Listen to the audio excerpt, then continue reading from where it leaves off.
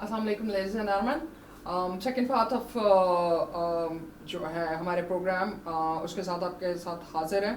आपको मिलवाया था हमने हमारे बड़े प्रेस्टिजियस और बड़े जो हेल्थ वाइज काम कर रहे हैं, unofficial doctor but serving more than a doctor, Kaiser Majeed sahab. मैंने पहले प्रोग्राम के इंट्रोडक्शन में भी बताया कि he is basically a master degree holder in engineering and उनका जो जी पर्सनल बिजनेस है that is Bombay zari house and Bombay zari factory. और उसके साथ साथ एजुकेशन सेक्टर में भी वो अपना बिजनेस जो है वो फ्रेंचाइज चला रहे हैं स्मार्ट स्कूल सिस्टम की मोर देन 10 years. और अभी जो वो बड़ा सर्व कर रहे हैं ह्यूमैनिटी को, वॉलंटियर कर रहे हैं. That is their slogan is food as a medicine. और वो जितने भी ट्रीटमेंट्स और जितने भी डिजीज़ के ट्रीटमेंट्स दे रहे हैं that is by food and it is working on a lot of people. Many people are getting cured who are suffering from diabetes, जो कि डायबिटिक हमारा बड़ा अहम मसला है generally, not even Pakistan but all over. It's quite a very key thing. उसके साथ जी obesity के मसाइल, हाई कोलेस्ट्रॉल के मसाइल और बहुत सी मेजर बीमारियां जो हैं उनके मसाइल फूड से डॉक्टर साहब अपनी R&D के सिर पे जो है उसको रिजॉल्व भी कर रहे हैं और बहुत सक्सेसफुल उनके पेशेंट्स के रिजल्ट्स भी जा रहे हैं. तो अनऑफिशियल है बट ऑफिशियली मैंने तो उनको डॉक्टर साहब डिक्लेयर कर दिया हुआ है. और यहाँ पे हमारे ऑफिस में भी बड़ा ट्रेंड बना हुआ है कि people are getting a lot into this. Kaiser Majeed sahab, अस्सलाम वालेकुम. जी वालेकुम अस्सलाम. So welcome back again. जी बहुत शुक्रिया. सर पिछली प्रोग्राम की कंटिन्यूटी में मैंने थोड़ा सा तारुफ में बताया कि जो लोग हमारे पहले एपिसोड के साथ कनेक्टेड थे या पूरी तरह से नहीं देख सके ताकि उनको थोड़ा सा बैकग्राउंड पता चल जाए. ये बड़ा बड़ा अच्छा सर काम है और अल्लाह ताला ने ग़िज़ा में सारे बीमारियों के और हर चीज़ के हर मसाइल के हल रखे हुए हैं.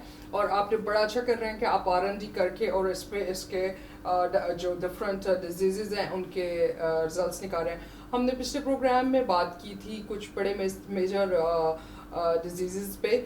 अगर हम इसी तरह से मैं चाहूँगी इस कॉन्टीन्यूटी को आप थोड़ा सा एक इंट्रोडक्शन में बता दीजिए कि फूड से ट्रीटमेंट किस तरह चल रहा है, फिर हम ये थोड़ा सा कुछ डिजीज़ हैं उनको डिस्कस कर लेते हैं.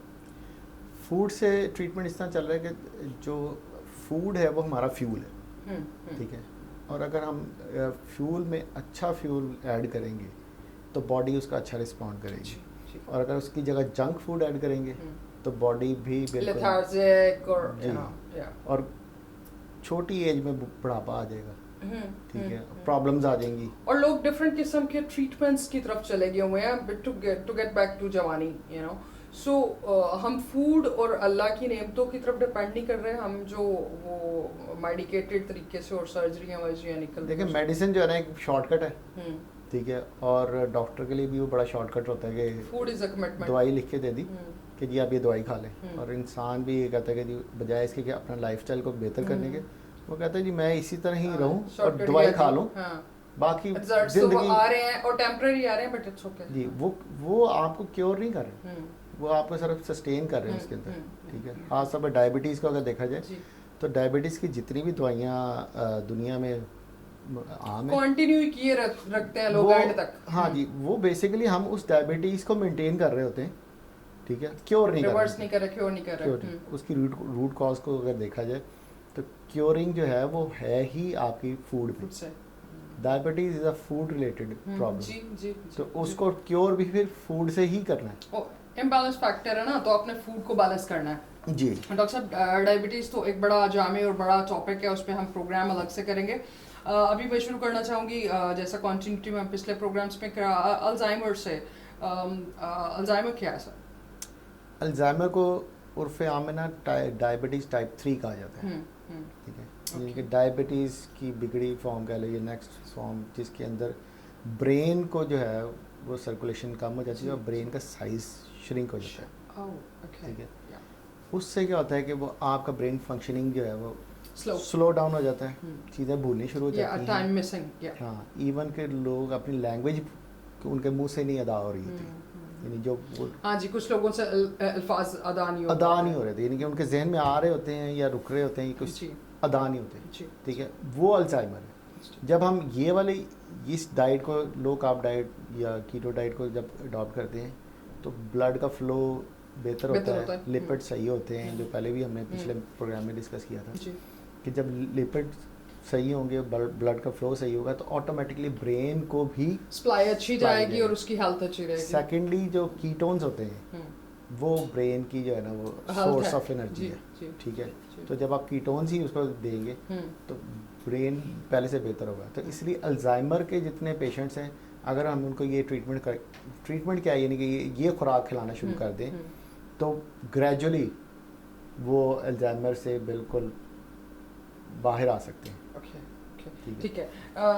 डॉक्टर साहब, पार्किंसन फिर एक जो है ना आपकी ब्रेन की बीमारी है जिसके अंदर जिसको उर्दू में राशा कहते हैं, जिसके अंदर बूढ़े लोग जो है ना वो उनके हाथ शिवर करते हैं, उनकी चीज़ उनसे पकड़ नहीं जाती, ग्रिप नहीं होती, ठीक है।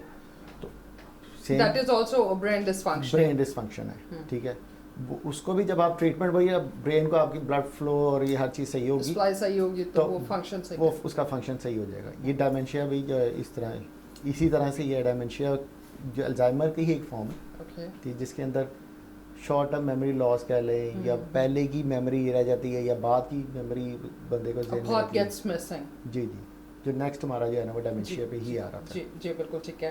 डॉक्टर साहब, it improves moods, it's very obvious that you know if you eat good you behave good, you do good, you think good, but आप इसको किस तरह डिफाइन करते हैं?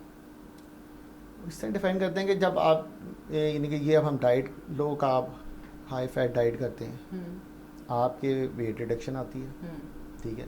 वेट रिडक्शन के अलावा आपको ब्रेन को एनर्जी ज़्यादा मिल रही है, हाँ जी, कीटोन्स पहुंच रहे हैं जी। ब्रेन को जब ज़्यादा एनर्जी मिलती है तो फिर जो नेगेटिव जो आपकी थिंकिंग है वो स्ट्रेस होती है और पॉजिटिव थिंकिंग इसके ऊपर एक मैं अपनी मेरी ज़ात के ऊपर जो है ना वो किसी दौर में कोलेस्ट्रॉल लेवल्स बहुत ज़्यादा बढ़ गए थे, आज से 10-15 साल पहले, और उसका नेगेटिव इम्पैक्ट मुझे ये आ रहा था कि मुझे बड़े अजीब से नेगेटिव से ख्याल आते थे, ठीक है। वो जो ख्याल आते थे मुझे नहीं पता लगा था ये क्या चीज़ है, तो मुझे डॉक्टर को दिखाया तो उन्होंने कहा जी आप फौरी तौर पर कोलेस्ट्रॉल का टेस्ट करवाएं। कोलेस्ट्रॉल का टेस्ट करवाए तो लिपिड्स सारे ख़राब थे, ठीक है। और फिर फौरी तौर पर उन्होंने स्टैटिन वगैरह इस तरह दवाई शवाई दी और लिपिड्स कम किए। उन्होंने कहा जी आपने ये मुरगन चीज़ें नहीं खानी, वॉक करनी है, करना वो करना। तो वो जब वो किया तो ऑटोमेटिकली वो चीज़ हो गई, यानी कि वो उस वक्त मुझे नेगेटिव ख्याल आ रहे। ये मैंने यहाँ पे लिखा है कि मूड आपका अच्छा होता है जब आपकी ब्लड की सप्लाई ब्रेन को सही होगी, पॉजिटिव थिंकिंग्स डेवलप होंगी और हर चीज़ जो है ना वो पॉजिटिव वाली साइड पे जाएगी। इसलिए ये पॉइंट हमने ऐड किया कि ठीक है। डॉक्टर साहब, क्रेविंग्स एंड हंगर, या क्रेविंग्स इज अ क्वाइट जी, ये everybody gets fixed on it, इसके ऊपर तो सो डू आई, ये इसके ऊपर पूरा प्रोग्राम होना चाहिए कि जो इंसान जो चीज़ें खाता है उसको क्रेविंग होती है। बेसिकली इसका ताल्लुक जो है ना वो इंसुलिन के साथ है। इंसुलिन ने आपके सेल्स को जो है ना वो एनर्जी प्रोवाइड करनी होती है। सेल्स ने सिग्नल भेजना होता है आपके ब्रेन को, ठीक है। अगर इंसुलिन सही तरह से वो चीज़ डिलीवर नहीं कर सकेगी तो ब्रेन को सिग्नल जाएगा कि जी अभी यू नीड मोर, ठीक है। और दो कि आपने खाना पूरा खाया होगा, थोड़े ठहर के आपको फिर सिग्नल आ जाएगा कि और खा लो, ठीक है। तो वो क्रेविंग होनी शुरू होती है, ठीक है। अब जब हम इस तरह से डाइट को करते हैं तो ये इंसुलिन की रेजिस्टिविटी बढ़ा देते हैं, ठीक है, सेंसिटिविटी बढ़ा देते हैं। तो इंसुलिन जब सेल में प्रॉपर चीज़ डिलीवर कर देगी तो सेल सिग्नल भेज देगा ब्रेन को कि फुल है, ठीक है, मज़ीद चीज़ नहीं खानी, जिसकी वजह से हम कहते हैं यार मैंने पहले खाना खाया हुआ है। तो वो ये चीज़ इसके अंदर है कि क्रेविंग आपकी यहाँ खत्म होगी। और अमूमन जो लोग इस तरह के हैं जो डायबिटीज़ वाले हैं उनको या इंसुलिन रेजिस्टेंस वाले उनको मुख्तलिफ हर वक्त कुछ ना कुछ खाने की आदत हुई है। और गलती से डॉक्टरों ने भी जो है ना उनको ये कहा था कि आपने थोड़ी थोड़ी देर बाद चीज़ खाते रहना, जो कि बिल्कुल मेडिकली और जो है ना बॉडी वाइज चेक करें तो गलत है। क्योंकि जितनी दफ़ा आप खाएंगे उतनी दफ़ा इंसुलिन स्पाइक करेगी, इंसुलिन बढ़ेगी, इंसुलिन रेजिस्टेंस बढ़ जाएगी, सेल्स को एनर्जी नहीं पहुंचेगी, सारा चीज़ मैस हो जाएगी, डिस्टर्ब होएगा जी। तो इस चीज़ के लिए इंटरमिटेंट फास्टिंग इसके साथ रखी जाती है ताकि आपको पैनक्रियास को थोड़ी देर के रेस्ट दिया जाए। जब आप उसको रेस्ट देते हैं तो इंसुलिन के लेवल्स नीचे आते हैं, तो फिर ये आहिस्ता आहिस्ता आहिस्ता सारी चीज़ें जो है ना वो ऑर्डर में नॉर्मलाइज हो जाती हैं। डॉक्टर साहब it improves metabolism, yeah it does, but define it please. Metabolism का तो ये चक्कर कि जो आप खाते हैं उसको जो उसने डाइजेशन के अंदर हाँ जी, help out digestion करना है। process जो है। हाँ जी, तो अगर आप बार बार चीज़ खा रहे हैं और जो प्रोसेस्ड जो चीज़ें हैं या रिफाइंड फ्लावर है इस तरह की चीज़ें खाते हैं तो आपके जो मेटाबॉलिज्म जो है वो सारा डिस्टर्ब हो जाता है, ठीक है। तो उसको जब आप ये डाइट और इंटरमिटेंट फास्टिंग के साथ ट्रीट करते हैं तो मेटाबॉलिज्म जो है ना वो पहले से ज़्यादा फंक्शन करना शुरू कर देता है, ठीक है। सो आपकी डाइजेशन इजी होती है, डाइजेशन ईजी होती है। इसमें अमूमन लोग कहते हैं ये बुढ़ापा आ गए थे, मेरी नज़र में this is more active path by the way. हाँ, तो इससे वो जिसको कहते हैं कि मेटाबॉलिज्म फास्ट होना numbers are just figures age के अंदर। तो मैं तो महसूस यही करता हूँ। आप महसूस के अलावा आप इसको डिपिक्ट भी कर रहे हैं ना जी कि you proved it on yourself and on to the people as well. जी, जिस तरह लोगों को ट्रीट करवाते जा रहे हैं उनका सबका फीडबैक यही आ रहा है। माशाल्लाह, वेरी नाइस। डॉक्टर साहब, इंसुलिन डिसफंक्शनिंग, इंसुलिन की जैसे मैंने भी आपको बात की कि इंसुलिन जब ज़्यादा हो जाती है तो उसका फंक्शन स्लो हो जाता है और वो सेल्स को एनर्जी प्रोवाइड नहीं करती, उसको इंसुलिन रेजिस्टेंस कहते हैं। जब ये वाली डाइट करेंगे, चूँकि कार्बोहाइड्रेट्स कम खाते हैं तो इंसुलिन को इतना या पैनक्रियास को इतना ज़्यादा फंक्शन नहीं करना पड़ता जितना कि वो रिफाइंड फ्लावर और शुगरी आइटम्स के साथ करना होता है। बार बार इंसुलिन करते हैं जिसकी वजह से इंसुलिन रेजिस्टेंस आ जाती है। तो जब आप ये सारा पैटर्न को फॉलो करेंगे तो आपकी इंसुलिन रेजिस्टेंस जो है वो कम हो जाएगी, सेंसिटिविटी बढ़ जाएगी और इंसुलिन काम करना शुरू कर देगी। बिल्कुल ठीक है। ये इसका डॉक्टर साहब, strokes and heart attack, strokes का तो फिर वही चक्कर है कि ब्लड के फ्लो के साथ इसका ताल्लुक है जी। कहीं पे क्लॉट होगा, क्लॉट जाकर ब्रेन में कहीं जाएगा तो स्ट्रोक हो जाएगा। एग्जैक्टली। तो इस तरह आपको जो है ये चीज़ होगी जब आपका ब्लड फ्लो ही सही है, ठीक है, लिपिड सारे सही हैं, एग्जैक्टली, ठीक है, ब्लड फ्लो सही रहेगा तो ऑटोमेटिकली ये स्ट्रोक्स का मसला नहीं आएगा। बिल्कुल ऐसे ही। डॉक्टर साहब, ये जो हम डाइट पैटर्न कर रहे हैं, जो सारा प्रोसेस कर रहे हैं, so that very obviously tells that it thins your blood. ये कुछ ऐसा है, correct me if I am wrong, कि जो लोगों का ब्लड थिक और क्लॉटिंग के मसाइल को इस तरह से एसोसिएट होते हैं और स्ट्रोक और हार्ट अटैक भी इसी रीजंस की आर्टरीज ब्लॉक हो जाए और इस तरह से, तो वो क्लॉटिंग से क्या ये फूड पैटर्न अडॉप्ट करने से हमारा ब्लड फ्लो जो है वो ब्लड थिन होता है तो उसका फ्लो बेटर होता है?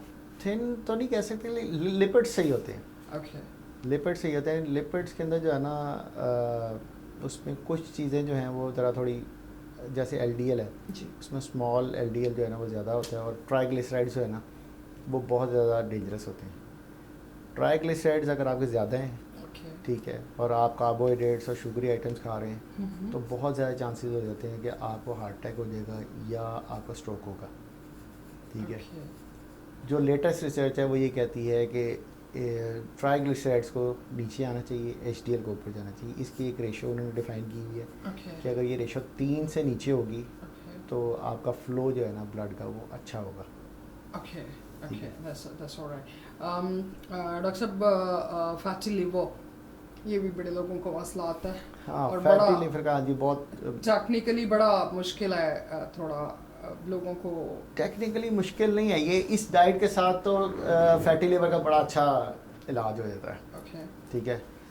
फैटी लिवर का ताल्लुक शुगर आइटम से, कार्बोहाइड्रेट्स के साथ है और प्लस ये है कि फ्रुक्टोज के साथ उसका काफ़ी ताल्लुक है। ओके, फ्रुक्टोज है ना हमारे फलों में होते सारे हैं जो fruits में पाए जाते हैं। मिठास है, जी, क्योंकि फ्रुक्टोज जो है वो आपके बॉडी में जाके नहीं मेटाबोलाइज होती, वो लिवर में होती है और लिवर उस फ्रुक्टोज को जो है ना वो फैट में कन्वर्ट कर देता है और अपने पास ही रिटेन रखता है, जिसकी वजह से वो फैटी लिवर हो जाता है। ठीक है। और मेरी नज़र में तो जो चूँकि वो चर्बी है एक तरह से जी, जी। और लिवर के ऊपर जो है ना वो आ जाती है तो लिवर को सही फंक्शन नहीं करने देती। ओके, या जब आप ये low carb high high fat diet hmm. और इंटरमिटेंट फास्टिंग करते हैं तो again you give fresh to liver, जी। ठीक है। और इसके अंदर आप फ्रूक्टोज की जब रिड्यूस डाउन करते हैं, शुगरी आइटम को कम करते हैं, कार्बोहाइड्रेट्स कम करते हैं, तो लिवर ग्रेजुअली जो है वो ठीक होना शुरू हो जाता है, हेल्दी फॉर्म में जाता जी। है। अब अगर आप इस चीज़ को कंटिन्यू करते जाएं तो लिवर जो है वो एक ऐसा पॉइंट आ जाता है जहाँ पे वो हेपेटाइटिस की तरफ चला जाता है, ठीक है।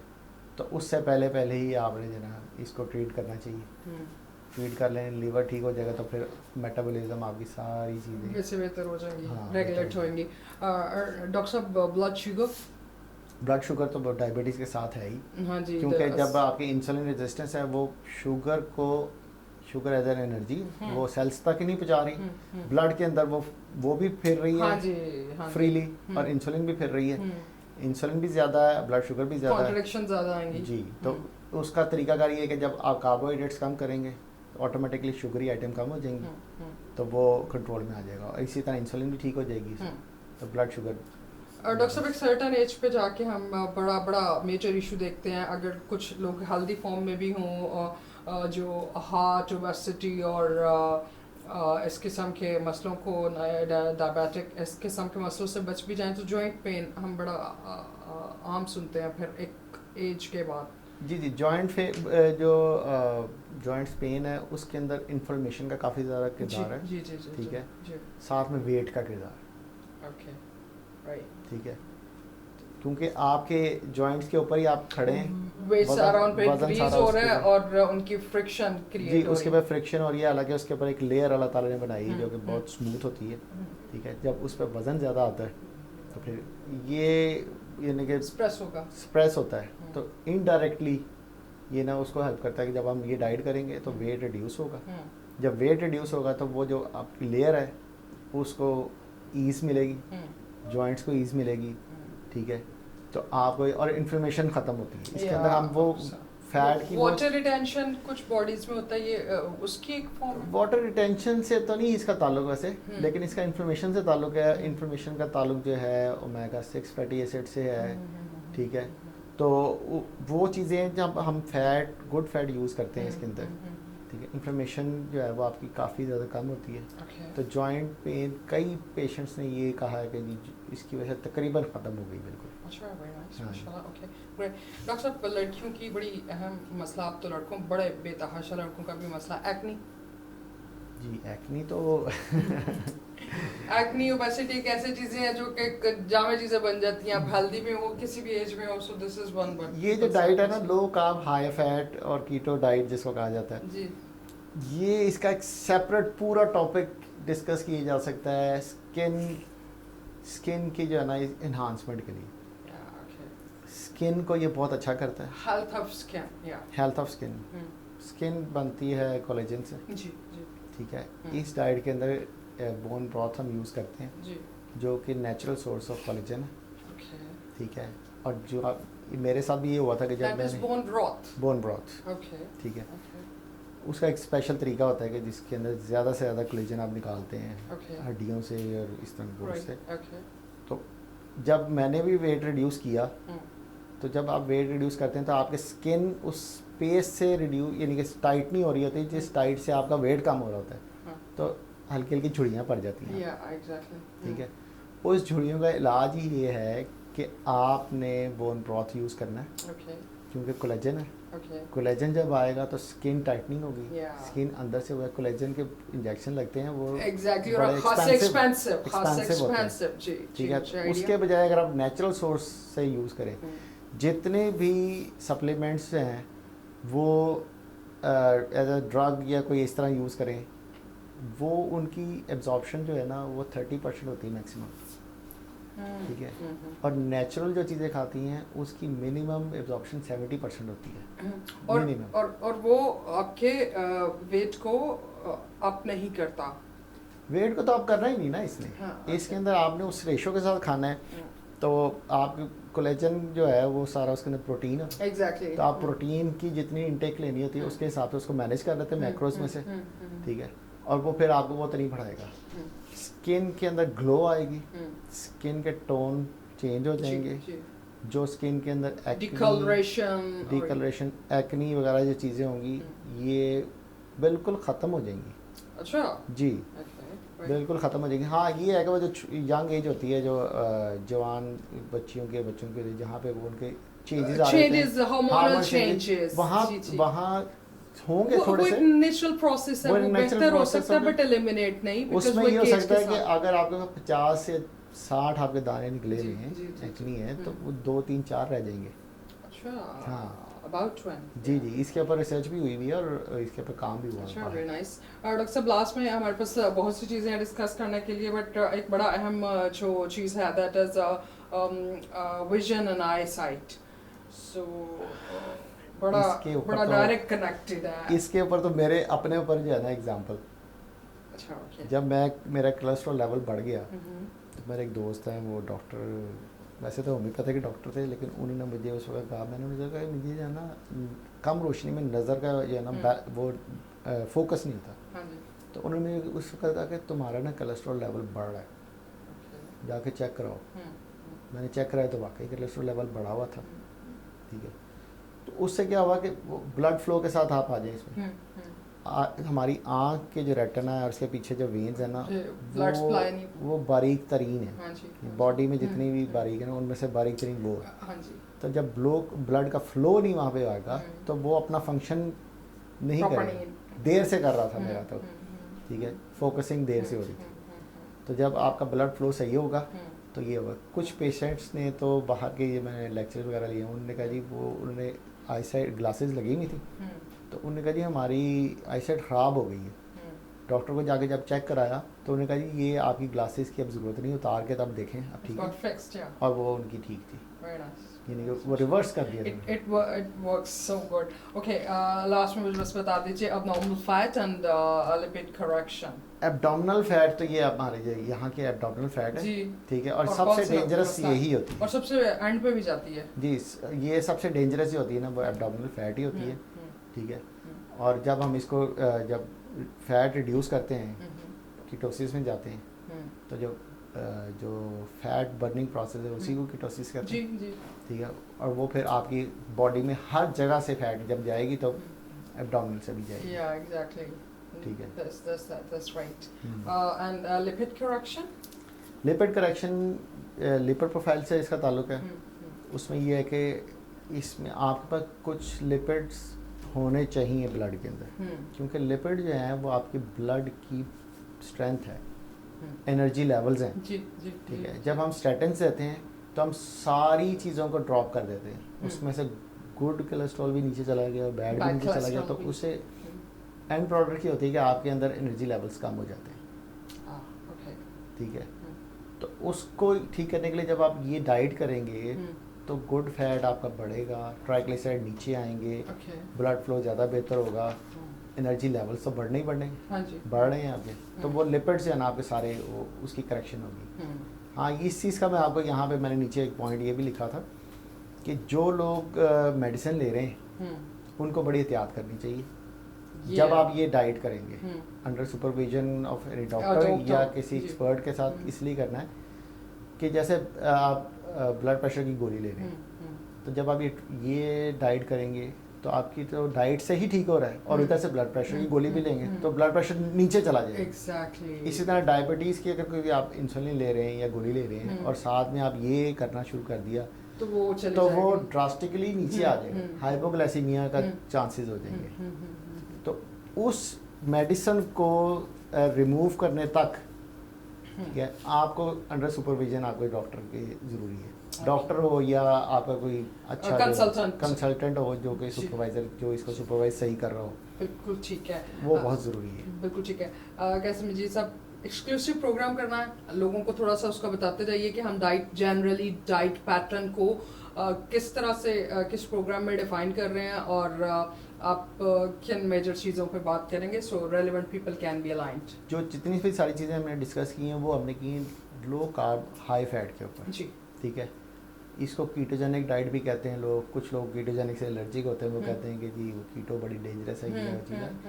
लेकिन इसका एक प्रपोजिशन तकरीबन इस तरह से होती है कि 5% कार्बोहाइड्रेट्स आपने लेने हैं, जो कि यूजुअली आपको सिर्फ वेजिटेबल से ही आ जाती है, ठीक है। 25% आप इसके अंदर लेते हैं प्रोटीन, 20% से 25%, ठीक है, और बाकी 70% आप फैट यूज़ करते हैं, ठीक है। और फैट के अंदर भी गुड फैट लेनी है आपने। गुड फैट से मुराद है कि बटर, और हमारे इलाके में इंडिया पाकिस्तान में देसी घी है, ठीक है। उसके बाद ऑलिव ऑयल है, मस्टर्ड ऑयल है, ठीक है। उसके बाद कोकोनट ऑयल है, और आमंड ऑयल, ठीक है। And these are edible you got to add in your food? Yes. तो और चूँकि हम 70% कर रहे हैं, और एक चीज़ को मैं हमें इंडिकेट कर देता हूँ कि 1 ग्राम जो होता है फैट का, उसमें 9 कैलोरीज हैं, जबकि 1 ग्राम प्रोटीन के अंदर 4 कैलोरीज हैं, और 1 ग्राम कार्बोहाइड्रेट्स में भी 4 कैलोरीज हैं। तो इसलिए हम हाई कैलोरी से मैनेज कर रहे हैं? नहीं, फिर नहीं मैनेज नहीं कर रहे। इसका तरीकाकार ये होता है कि हम बॉडी के क्रेडेंशियल ले लेते हैं, एज क्रेडेंशियल और ये सारी चीज़ें, हाइट वगैरह, उससे हम निकालते हैं मैक्रोस, कि कितने कैलोरीज इस बंदे को चाहिए नॉर्मल रहने के लिए, ज़िंदगी गुजारने के लिए, ठीक है। अगर आपने वेट बढ़ाना है तो आप 200 कैलोरीज या 300 कैलोरीज प्लस का आप बना देते हैं डाइट चार्ट। और अगर आपने वेट रिड्यूस करना है तो वो जो कैलोरीज का जो आपके कैलोरीज रिक्वायर्ड है उससे 200-300 कैलोरीज कम कर देते हैं।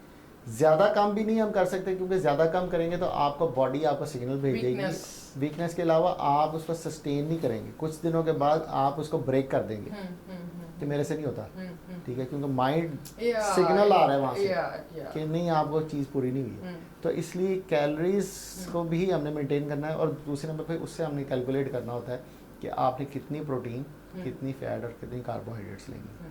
तो जब ये हम इसको एक पूरे फार्मूले के तहत ट्रीट करते हैं, तो वो आपका पर्टिकुलर उस बॉडी के मुताबिक आप उसके मैक्रोस निकाल के, तो ये कार्बोहाइड्रेट्स ये चीज़ें पूरी कर लेते हैं, डिवाइड करके प्रॉपर चार्ट जो है वो डिज़ाइन कर फिर आप जो है वो अपना डाइट प्लान बना सकते हैं, ठीक है। इसलिए हर बंदे का डाइट प्लान डिफरेंट होता है फ्रॉम द अदर वन, यानी एक जनरल मैं लिख के सारों को नहीं दे सकता कि तुम भी बिकॉज़ हर बंदे का वेट और हाइट और बॉडी रिक्वायरमेंट डिफरेंट है, सो आप उसके अकॉर्डिंगली करते हैं। Thank you so much Keshav, आपको अभी हम इन प्रोग्राम्स कंटिन्यू करेंगे, और इन सब टॉपिक को जो भी इम्पोर्टेंट मसाइल हैं हेल्थ वाइज सारे लोगों के ओवरऑल इन जनरल, उस पर डिस्कस करेंगे, एंड आप फिर उनको solutions by food and other precautions के बारे में बताएं। इस तरह करेंगे, जितनी भी चीज़ें हमने डिस्कस की जी, इनके ऊपर तो 10-10 प्रोग्राम भी हो सकते हैं, लेकिन हम एक प्रोग्राम के अंदर उसको डिफाइन करते जाएंगे, हाँ, उस तरह हम ताकि हमारे जो ऑडियंस हैं उनको जो है ना प्रॉपर अवेयरनेस जा सके and they could be guided. Thank you so much doctor Kaiser Majeed sahab, is such a good guide and is serving community in such a good way, so we do hope that we can serve in Avaya the best possible way. So that's all for today. Thank you so much sir. Thank you जी, आपका बहुत शुक्रिया। अभी अपना बहुत सा ख्याल रखिएगा, खुश रहिए, पाकिस्तान जिंदाबाद, अल्लाह हाफिज़।